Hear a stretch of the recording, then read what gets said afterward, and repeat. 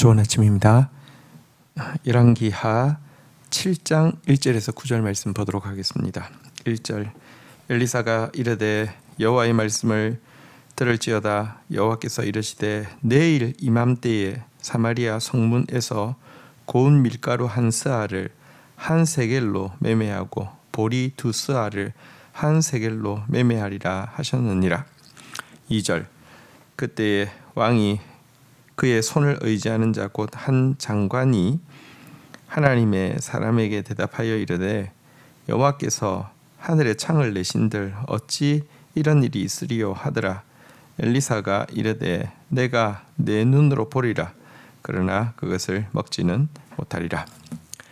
자, 사마리아 성이 아람에 의해서 포위당하고 극심한 기근으로 어미가 자식을 서로 삶아 먹는 이런 참상 가운데 일어났을 때 왕은 그 탓을 엘리사에게 돌리며 엘리사를 죽이려고 엘리사에게 찾아왔고요. 그때 엘리사가 왕에게 이렇게 이야기합니다.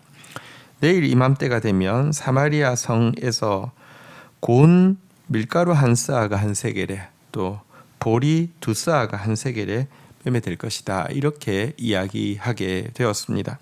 여러분, 스아라는 단어는 갑이라는 단어의 6배 큰 도량형이고 한 스아가 대략 8kg에 해당합니다.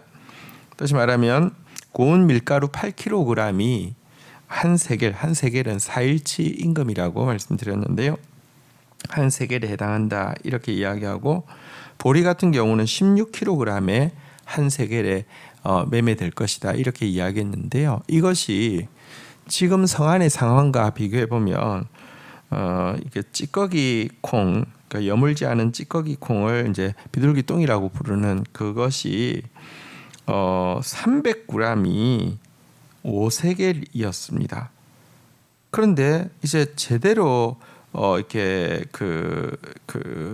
이렇게 고운 밀가루가 8kg이 1세겔이니 이 차이가 얼마나 엄청난 차이인지 이렇게 알 수 있을 것입니다.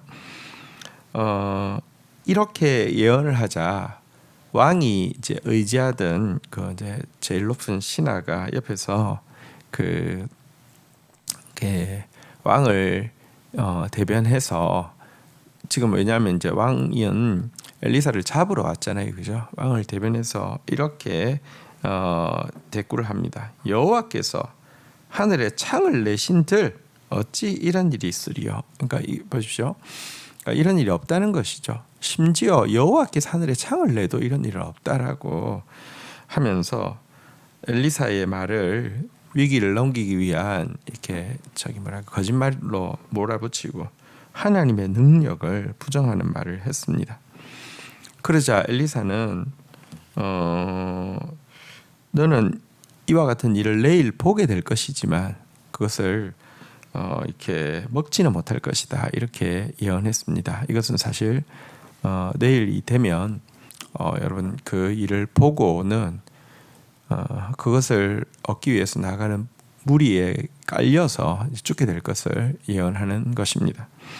그럼 사실 믿을 수 없는 일이긴 하지만 여러분 사실 하나님을 생각해 보면 이것은 아무것도 아닙니다. 하나님은 열방을 통에 한 방울 이렇게 무슨 그 통에 옆에 붙어 있는 한 방울 물방울처럼 생각하시고요. 저울의 작은 티끌처럼 열방을 여기신다고 하신 그 하나님께 있어서 이게 하나님이 창을 여실 필요도 없습니다. 그냥 하나님께서 먼지 한 톨만 이렇게 움직이셔도요 이와 같은 일은 일어나는 것입니다.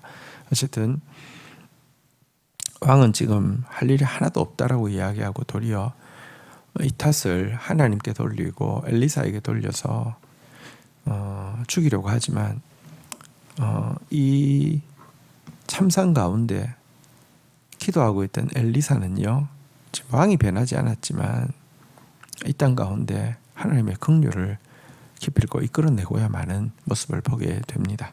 자, 이제 3절입니다.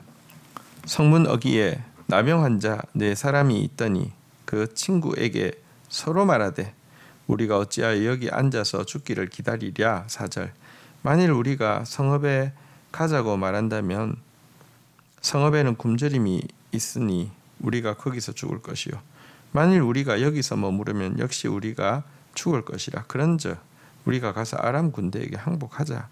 그들이 우리를 살려주면 살 것이요 우리가 죽으면 죽을 것이라 하고 5절 아람 진으로 가려 하여 해질 무렵에 일어나 아람 진영 끝에 이르러 본즉 그곳에 한 사람도 없으니 6절 이는 주께서 아람 군대로 병거 소리와 말소리와 큰 군대 소리를 듣게 하셨으므로 아람 사람이 서로 말하기를 이스라엘 왕이 우리를 치려하여 헷 사람의 왕들과 애굽의 왕들에게 값을 주고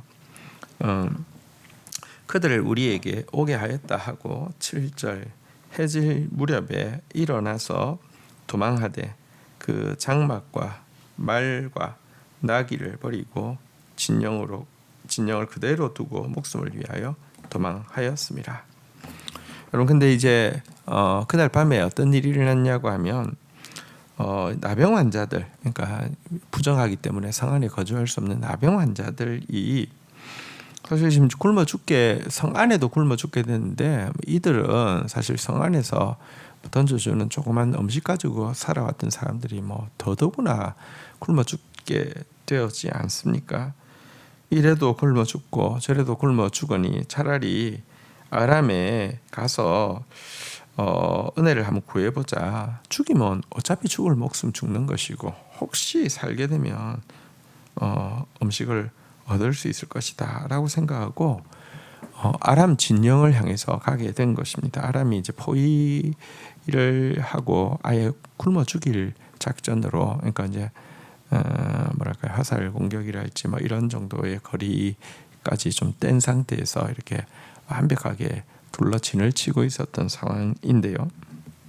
그쪽으로 가게 되었는데 가서 보니까 아람 사람이 단 한 명도 남아 있지 않는 놀라운 광경을 보게 된 것입니다. 어떻게 하셨냐고 하면 하나님께서 아람 군대에게 환청을 듣게 하셨습니다. 너무나 많은 병거 소리, 말소리, 큰 군대 소리를 듣게 했습니다. 이들은 이 정도의 소리라고 하면 당시 그 고대 사회에서 가장 강력한 세력이 두 개가 있었는데요. 위쪽은 헷 족속, 헷이라는 국가, 지금 이제 그 세계사에서는 히타이트라고 하는 제국인데요. 밑쪽은 이집트 제국. 이 두 제국이 사실은 남북으로 이렇게 최고 강한 세력이었습니다. 이 정도의 소리라고 하면 헷 제국하고 애굽 제국의 군대를 다 용병을 들여서 사오지 않으면 이 정도의 소리 나지 않는다고 생각하니 여러분 헷 하나만 해도 감당이 안 되고 애굽 하나만 해도 절대 감당이 안 되는데 두 제국에서 다 용병을 사왔다고 생각하니 이거는 정말 빨리 도망하지 않으면 죽음밖에 없다라고 생각하고 이들이 막 나귀를 탈 경황도 없이 그냥 막 다 둔 상태에서 도망을 하게 되었다. 이것을 이 나병 환자들이 보게 된 것입니다. 자, 8절 그 나병 환자들이 진영 끝에 이르자 한 장막에 들어가서 먹고 마시고 거기서 은과 금과 의복을 가지고 가서 감추고 다시 와서 다른 장막으로 들어가 거기서도 가지고 가서 감추니라. 9절 나병 환자들이 그 친구에게 서로 말하되 우리가 이렇게 해서는 아니 되겠도다. 오늘은 아름다운 소식이 있는 날이거늘 우리가 침묵하고 있도다. 만일 밝은 아침까지 기다리면 벌이 우리에게 미칠지니 이제 떠나 왕궁에 가서 알리자 하고. 자, 끝까지 가도 없자 안심을 하고요. 끝에 있는 한 장막에 들어가서 금은 보화를 취하고 음식을 먹고 마시고 또 다른 장막을 털고 똑같이 금은 보화를 취하여서 감추고 음식을 먹고 마시다가 나병 환자들이 서로 이야기하게 된 것입니다. 우리가 이렇게 해서는 아니 되겠도다. 오늘은 아름다운 소식이 있는 날이거늘 우리가 침묵하고 있도다. 만일 밝은 아침까지 기다리면 벌이 우리에게 미칠지니 이제 떠나 왕국에 가서 알리자. 왜냐하고 하면 지금 성 안에 사람들이 얼마나 비참하게 죽어가는지 그들이 잘 알고 있을 것입니다. 그들은 사실은 성 안의 상황에 대해서 바로메타라고 할 수 있습니다. 자기들이 어떻게 자생적으로 음식을 구할 수 없기 때문에 성 안에서 나와야지만 알기 때문에 상황의 상황을 잘 알고 있는데요. 그 상황의 상황을 알고 있음에도 불구하고 자기들만 지금 먹고 마시고 금은보화를 취하는데 정신이 팔려 있으면 하나님의 저주가 임할 것이다. 이렇게 생각하고 왕궁에 가서 알리기로 결정을 한 것입니다. 여러분, 이들이 사실은 나병 환자라서 받은 서러움은 말할 수 없을 것입니다. 성한 사람으로부터 이렇게 목숨을 부지는 하고 있지만 받았던 소외나 냉대들의 마음에 한이 남아 있을 것입니다.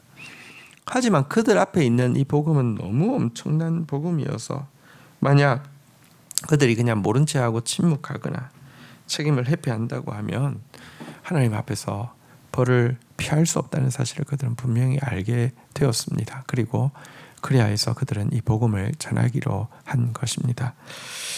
사실 우리가 받고 있는 은혜는 이 나병 환자가 받고 있는 이 은혜 이상의 우리는 풍성한 영혼의 양식을 얻어서 세상에 없는 평안을 누리고 세상에 없는 여러분들 안정감을 누리고 있습니다. 세상에 없는 영혼의 풍요로움을 누리고 있습니다. 이것 우리만 나만을 위해서 쓰고 있어서는 절대 안 됩니다. 평안이 없고 미래와 희망을 헛된 곳에 두고 있기 때문에 그것이 헛되다는 사실이 드러날 때 절망하게 되는 수많은 사람들에게 이 평안을, 이 구원을, 이 복음을 나누어야 합니다. 오늘 주신 말씀 붙잡고 기도하며 나가도록 하겠습니다. 하나님, 왕은 정말 무책임하고 또 왕은 도리어 이와 같은 재앙 안에서도 하나님을 향해 원망하며 하나님의 선지자를 죽이려 했지만 하나님의 선지자 엘리사는 장로들과 함께 이 성을 위하여서 중보하고 이 성 가운데 하나님의 긍휼이 임하기를 간구하고 있었음을 보게 됩니다. 그리고 하나님께서 손을 대시자 하나님께서 창을 여시자 한순간에 역전의 역사가 일어나는 것을 보게 됩니다. 하나님, 우리가 나와 상황을 바라보고 절망하는 자가 되지 않게 해 주시고 사람들을 보고 낙망하는 자 되지 않게 해 주시고 하나님을 보고 끊임없이 희망을 가지며 하나님 향해서 부르짖어 하나님의 통로가 되는 자 되어지게 하여 주시옵소서. 결단코 왕의 손을 의지하는 그 고관처럼 하나님의 능력을 부정하고 하나님의 말씀을 조롱하는 어리석은 자 되어서 눈으로 보되 먹지 못하는 그런 악한 자 되지 않도록 인도하여 주옵소서. 그날 밤에 하나님 말씀대로 역사하여서 하나님의 큰 소리 앞에서 아람 군대가 나귀를 탈 시간도 없이 모두 도망하게 하여 주신 하나님의 위대한 구원의 역사를 바라보게 됩니다. 그리고 이 일의 증인이 되었던 4명의 나병 환자가 너무 큰 복음 앞에서 자신들이 침묵하고 있거나 자신들이 이 복음을 전하지 않으면 책임을 회피할 수 없음을 깨닫게 되는 이런 장면도 보게 됩니다.